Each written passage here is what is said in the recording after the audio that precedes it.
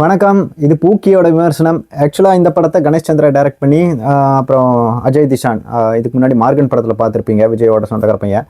அதுக்கப்புறம் தனுஷா, அப்புறம் பாண்டியராஜன் இவங்கெல்லாம் நடிச்சு இந்த பூக்கி படம் இந்த லவர்ஸ் டே ஸ்பெஷலாக ரிலீஸ் ஆயிருக்கு. அகைன் இந்த படத்தோட ட்ரெய்லர் பார்க்குறப்பவும் சரி, பெருசாக பாடல்கள் கேட்குறப்பும் பெருசாக எந்த ஒரு ஹைப்பும் கொடுக்கல. பெருசாக ஒரு எதிர்பார்ப்பு இல்லாமல் தான் இந்த போய் படமும் பார்த்தேன். அந்தளவுக்கு இருக்கேன்னா அது அகைன் ஆவரேஜ் தான். இந்த படத்தோட கதை என்னென்னா, ஓப்பனிங் சீன்லேயே கதாநாயகி ரெண்டு பேரும் காரில் ஒரு சண்டை போட்டுக்கிட்டே போகிறாங்க. ஒரு இடத்துல நிறுத்தி பிரச்சனை ரொம்ப முத்தி போய் ரெண்டு பேர் பலார் அரைஞ்சிக்கிறாங்க. அதை சுற்றி இருக்கிறவங்கள வீடியோ எடுத்து ரொம்ப வைரல் ஆக்கிடுறாங்க. அதெல்லாம் வைரல் ஆனதுன்னா இவங்களும் ரெண்டு பேரும் ரொம்ப அப்செட் ஆகிக்கிறாங்க. அகைன் ஆல்ரெடி அந்த இடத்துலயே வந்து பிரேக்கப்னு டிக்ளர்லாம் பண்ணிடுறாங்க. அதுக்கப்புறம் ரெண்டு பேரும் இந்த மாதிரி வைரல் ஆகிற அந்த தொலையும் வேற இருக்குது. அதுக்கப்புறம் இவங்க வந்து இந்த பிரேக்கப் வந்து ரொம்ப முத்தி போய் ஆக்சுவலாக இதை பிரேக்கப் கம்ப்ளீட்டாக பண்ணணும். அதுவும் இல்லாமல் இந்த ஒரு இதில் லவ்லேருந்து இந்த ஒரு பிரேக்கப்லேருந்து மூவ் ஆன் ஆகி அடுத்த விஷயத்த பார்க்கணும் அப்படின்னு ரெண்டு பேரும் வேறு விஷயங்கள் ட்ரை பண்ணுறாங்க. கதாநாயகன் வந்து போயிட்டு ஜிம்மெல்லாம் ஜாயின் பண்ணுறாரு வழக்கம் போல். அதே மாதிரி கதாநாயகி வந்து சாமியார் கிட்ட போகிறாங்க.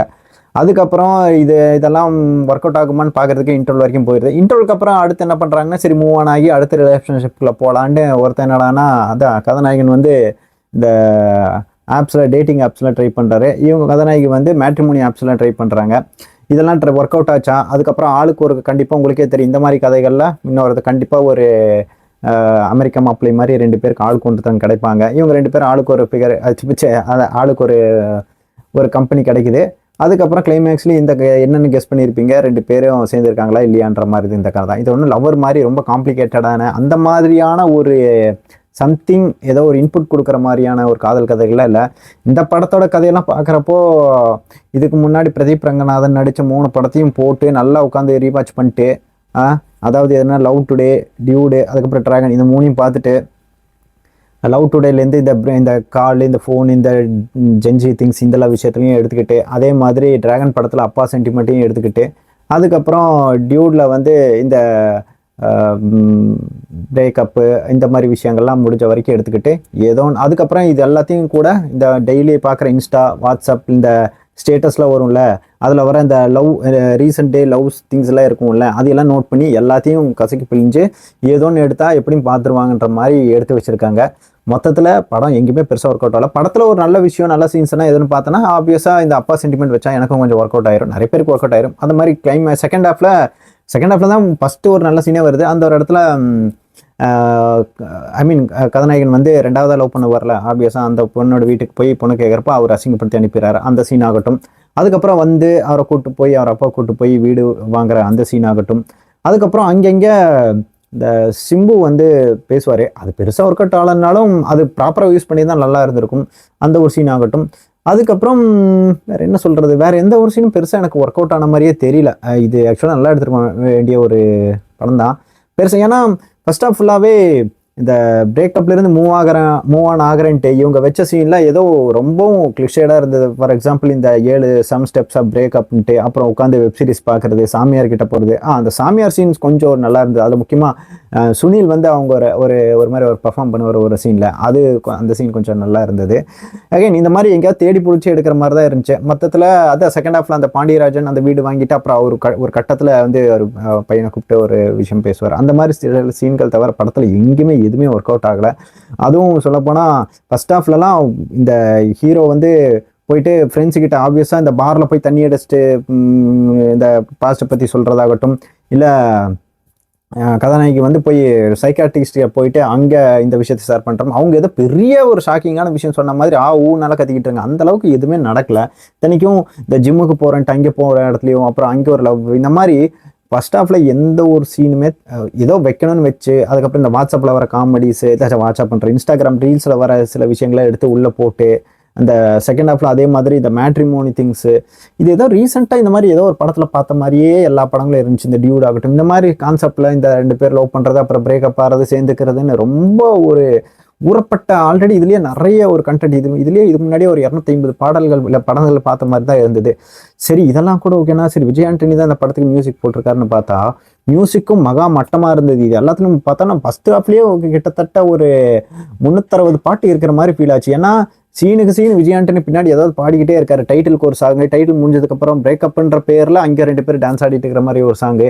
இது எல்லாத்தையும் விட இன்னொரு முக்கியமான கொடூரமான விஷயம் என்னன்னா, அதில் வர லிரிக்ஸு. என்ன மாதிரி லிரிக்ஸ்ன்னு இந்த பின்னாடி இந்த ஜிவிஎம் படத்தில் வர இந்த பின்னாடி வாய்ஸ் ஓவர் கொடுக்கும்ல, அந்த வாய்ஸ் ஓவரே பாட்டாக மாற்றிட்டாங்க. இன்னைக்கு ஜிம்முக்கு போகணுமா, இன்னைக்கு காலையில் ஜிம்முக்கு போகணுமா அப்படின்னு விஜய் ஆண்டனி பாடுறாரு. இந்த ஒரு மாதிரி அதெல்லாம் கேட்குறப்ப இன்னும் ஆல்ரெடி படம் ரொம்ப சுமாராக போயிட்டு இருக்கிற இடத்துல இவரோட பாடல் கேட்குறப்ப இன்னும் இரிட்டேட்டிங்காக தான் ஆச்சு. அது கிளைமேக்ஸ் வரைக்கும் அவர் தொடர்ந்துக்கிட்டே இருக்காரு. எந்த ஒரு இடத்துலையும் பெருசாக பாட்டில் எதுவும் ஒர்க் அவுட்டே ஆகலை. அகைன் வந்து இந்த மாதிரி விஷயங்களாக தான் இருந்துச்சு. மொத்தத்தில் வந்து நடிப்புலையும் பெருசாக யாருமே எங்கேயுமே இம்ப்ரெஸ் பண்ண அளவுக்கு ஒரு பர்ஃபார்மன்ஸும் எங்கேயுமே பார்க்க முடியலை. வேற ஆமாம், இந்த விஷயங்கள்லாம் தான் படத்தில் இருக்குது. இது ரொம்பவே சுமாரான ஒரு படம். இது வந்து இதில் ஏதாவது இன்புட் எடுக்கிறதுக்கும் ஒன்றும் இல்லை. அட்லீஸ்ட் காமெடியாக எங்கேயாவது ஒர்க் அவுட் ஆகிருக்குன்னா அதுவும் இல்லை. மொத்தத்தில் இந்த ஜென்சி திங்ஸு இல்லை இந்த ரீல்ஸு இதெல்லாம் வச்சு இதெல்லாம் எடுத்து விட்டா அந்த ஒரு கும்பல் வந்து பார்த்து முடிச்சிருவாங்கன்ற மாதிரி எடுத்து வச்சுருக்காங்க. சத்தியமாக இதெல்லாம் எதுவுமே ஒர்க் அவுட் ஆகலை. அதே மாதிரி ஒரு படம் ஃபுல்லாக வந்து யாராவது ஒருத்தங்க வந்து எங்கேயாவது ஒரு லவ் பற்றி அட்வைஸ் பண்ணிக்கிட்டே இருக்காங்க. பிரேக்கப்பாக மூவ் ஆன் ஆகிறதாகட்டும், எப்போ பார்த்தாலும் அதை பற்றி பேசுகிறதாகட்டும், அந்த மூவ் ஆன் ஆகிறது, இந்த அதில் எப்படி இந்த லவ் பண்ணுறது, இல்லை அந்த ஃபிலாசபிக்கலாக ஏதாவது ஒன்று பேசிக்கிட்டே இருக்காங்க. எதுக்குன்னா உங்களுக்குலாம் வேறு வேலை வெட்டியே இல்லையா? அந்த ஆஃபீஸ் அவ்வளோ வேலை இருக்கும், ஏதோ குடும்பத்தை எதுவுமே உங்களுக்கு பிரச்சனை இல்லை. இதை பற்றியே உட்காந்து 24 மணி நேரமும் நினச்சிக்கிட்டுற அளவுக்கு அவ்வளோ வெட்டியாக இருக்காங்கன்ற மாதிரி தான் ஃபீல் ஆகுது அந்த விஷயங்களாகட்டும். அப்புறம் அங்கங்கே இந்த நாய் பூனையெல்லாம் வந்து இந்த ரீல்ஸ்லலாம் வந்து இந்த நாய் பூனையெல்லாம் பேசிக்கிட்டு இருக்கோம்ல ஒரு வாய்ஸில், அதை அங்கங்கே போட்டிருக்காங்க. அதெல்லாம் நல்லா இருக்கும்ன்ற நினச்சி எது போட்டானுங்களான்னு தெரில. ஓரளவுக்கு ஓகேவா இருந்தது தவிர இது படமே ரொம்ப சுமாராக போனதுனால பெருசாக எதுவுமே எங்கேயுமே ஒர்க் அவுட் ஆகாத மாதிரி தான் இருந்துச்சு. நல்ல சீன் எங்கேயும் தேடி கிடச்சி கிளைமேக்ஸ்லாம் வந்துருச்சு. இது எல்லாத்த விட இந்த ஓப்பனிங் சீன்லேயாகட்டும் கிளைமேக்ஸ் சீன்லேயாகட்டும் பூக்கின்னு கூப்பிடுன்னு ஒரு கிரிஞ்சு ஒன்று பண்ணாங்க. அதெல்லாம் பார்க்குறப்போ ரொம்பவும் கொடுமையாக இருந்தது.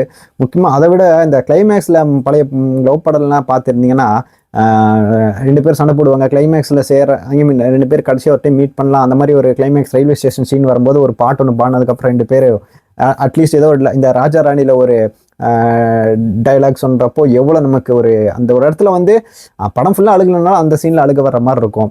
அதே மாதிரி இந்த நிறைய படத்தில் அந்த அவங்க 2 பேருக்கான ஒரு பாடல் பாடினோடனே காற்றை பூங்காற்று இந்த மாதிரி ஏதோ பாட்டு பாடினோன்னா 2 பேர் வந்து சேர்ந்துப்பாங்கல்ல, அந்த மாதிரி இல்லாமல் இதில் ஒன்று பண்ணுவாங்க பாரு. கிளைமேக்ஸில் நீ ஏன் வந்து திரும்ப சேர்ந்துட்டுன்னு கேட்டதுக்கு நீ என்னை பூக்கின்னு கூப்பிட்டேன், நான் அதை வந்து சேர்ந்துட்டேன் அப்படின்னு சொல்கிறப்போலாம் ஆல்ரெடி இந்த படம் வந்து ரொம்ப முடியல. இதில் வந்து இன்னும் முடியல. அதெல்லாம் ரொம்ப கொடூரமாக இருந்தது அதெல்லாம் பார்க்குறதுக்கு. ஏன் இத்தனைக்கும் வந்து சீனோட கனெக்டிவிட்டியாக எங்கேயும் அங்கங்கே பிச்சு போட்ட மாதிரி தான் ஒரு கனெக்டிவிட்டியாக இருந்தது. அகைன் இந்த விஷயங்களை பெருசாக எங்கேயுமே ஒர்க் அவுட் ஆகலை.